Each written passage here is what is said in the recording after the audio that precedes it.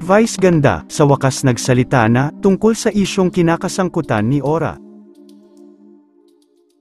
Hindi pa man nakakabangon mula sa matinding pagsubok na kanyang kinakasangkutan, may panibagong patong-patong na kaso muli ang kinahaharap ngayon ng komedyante at vlogger, kaya ang katanungan ng marami, may karir pa kayang babalikan si Ora, dahil sa mga bagong kaso na kanyang kinakaharap ngayon, nangangamba ang mga fans ni Ora, lalo na ang kanyang pamilya.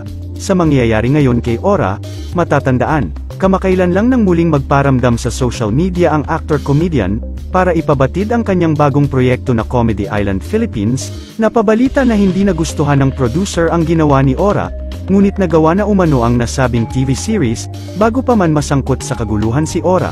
Kaya naman mahirap nang alisin ang TV series sa gitna ng issue sa kabila ng panawagan ng maraming netizens.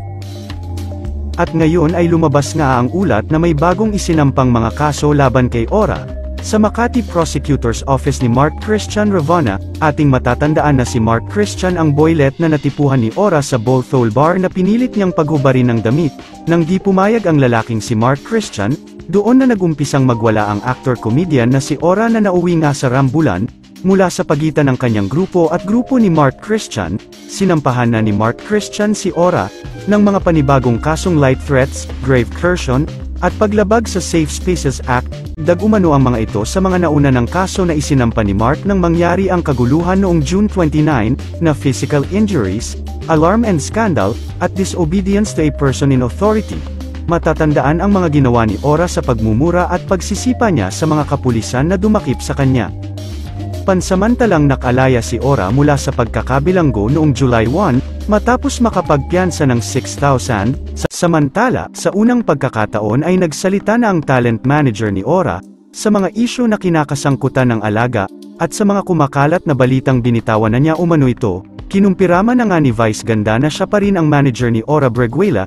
"Yeah, she's still my talent," saad ni Vice sa ulat ng ABS-CBN. "Nagtataka ako kung saan nila nakukuha yung chikang iniwan ko si Ora, na interview ba nila si Ora?" Dagdag pa niya, inamin ni Vice na pinagpahinga niya muna ng ilang araw si Ora para mahimasmasan, at nagpaho pa rin siya ng kanyang galit. Sa kabila raw ng kontrobersya na kinasangkutan ng kanyang alaga ay hindi niya iiwanan sa ere si Ora, "Yung mga issues na hindi ko na muna ita-tackle.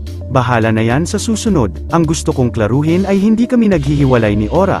Hindi ko siya iiwanan lalong-lalo na sa posisyon ng buhay niya. She needs guidance and I will be there for her."